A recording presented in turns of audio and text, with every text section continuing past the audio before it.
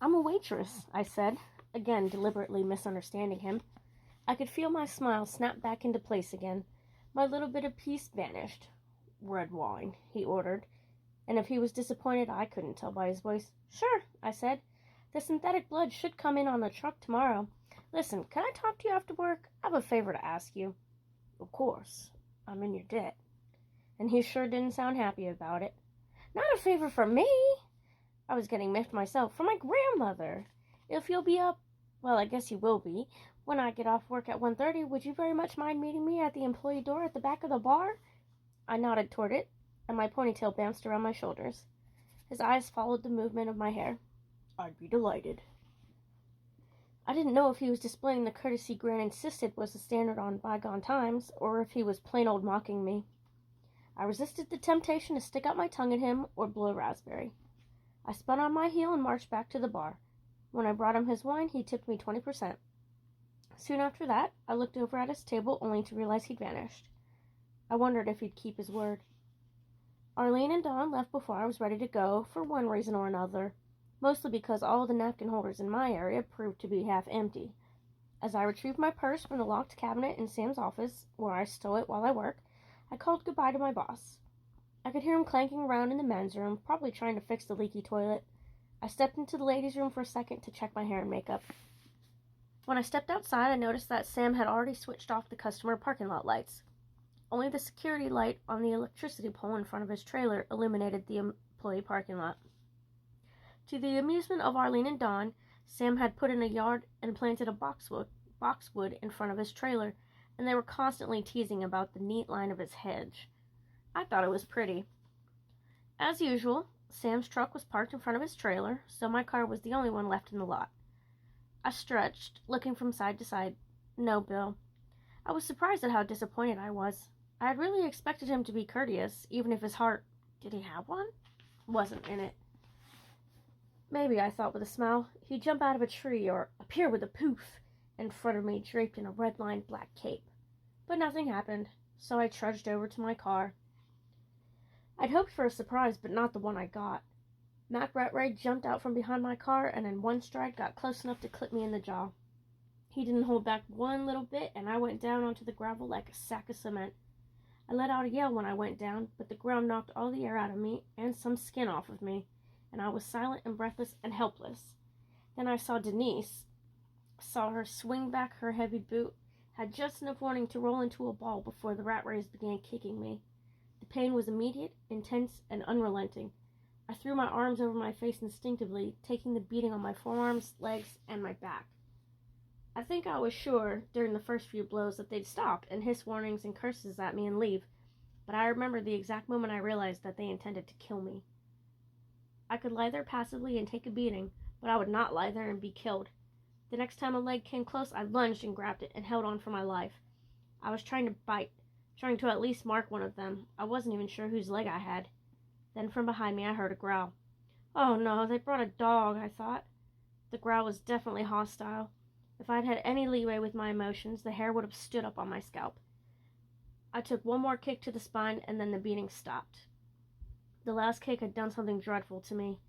I could hear my own breathing, stertorous, and a strange bubbling sound that seemed to be coming from my own lungs. "What the hell is that?" Mac Rattray asked, and he sounded absolutely terrified. I heard the growl again, closer, right behind me, and from another direction. I heard a sort of snarl. Denise began wailing. Mac was cursing. Denise yanked her leg from my grasp, which had grown very weak. My arms flopped to the ground. They seemed to be beyond my control. Though my vision was cloudy, I could see that my right arm was broken. My face felt wet. I was scared to continue evaluating my injuries. Mac began screaming, and then Denise, and then there seemed to be all kinds of activity going on around me, but I couldn't move. My only view was my broken arm and my battered knees and the darkness under my car. Some time later there was silence. Behind me the dog whined. A cold nose poked my ear, and a warm tongue licked it. I tried to raise my hand to pet the dog that had undoubtedly saved my life, but I couldn't. I could hear myself sigh. It seemed to come from a long way away.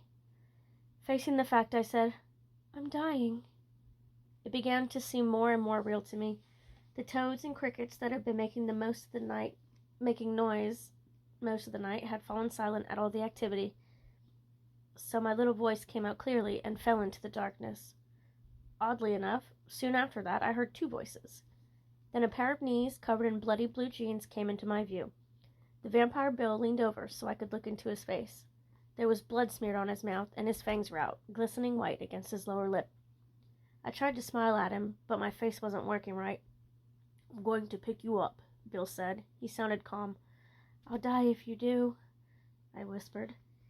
He looked me over carefully. "Not just yet," he said after his evaluation.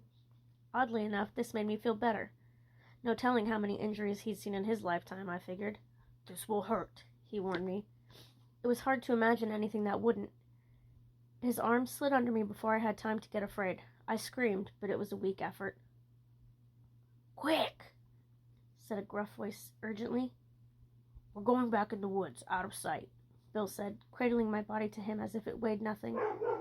Was he going to bury me back there, out of sight, after he'd just rescued me from the rats? I almost didn't care. It was only a small relief when he laid me down on a carpet of pine needles in the darkness of the woods. In the distance, I could see the glow of the light in the parking lot. I felt my hair trickling blood, and I felt the pain of my broken arm and the agony of deep bruises, but what was most frightening was what I didn't feel. I didn't feel my legs. My abdomen felt full, heavy. The phrase internal bleeding lodged in my thoughts, such as they were. "You will die unless you do as I say," Bill told me. "Sorry, don't want to be a vampire," I said, and my voice was weak and thready. "No, you won't be," he said more gently. "You'll heal, quickly. I have a cure, but you have to be willing."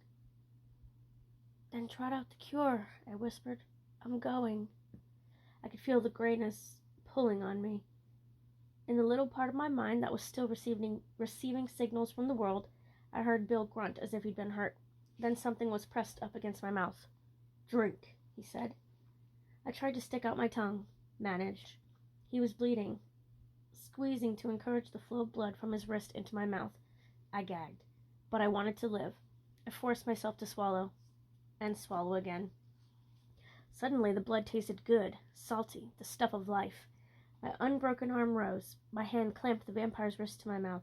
I felt better with every swallow, and after a minute I drifted off to sleep.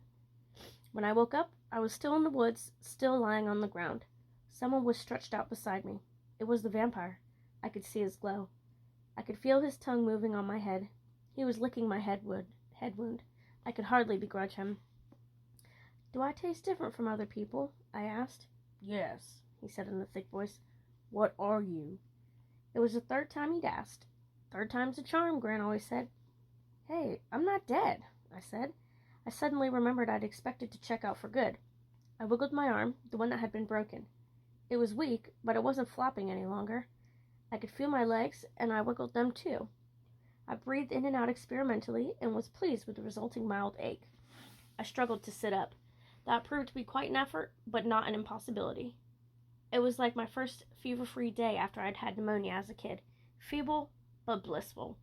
I was aware I'd survived something awful. Before I finished straightening, he'd put his arms under me and cradled me to him. He leaned back against a tree.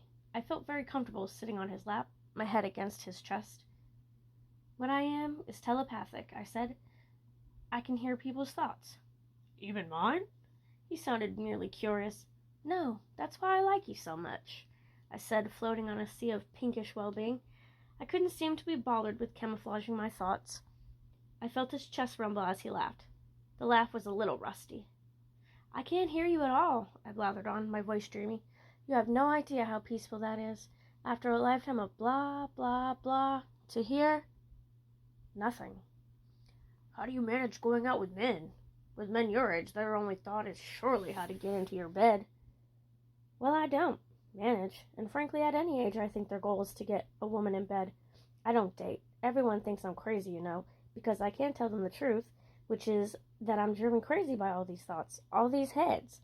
I had a few dates when I started working at the bar, guys who hadn't heard about me, but it was the same as always. You can't concentrate on being comfortable with a guy or getting a head of steam up when you can hear what they're wondering if your hair's dyed or if your butt's not pretty or imagining what your boobs look like.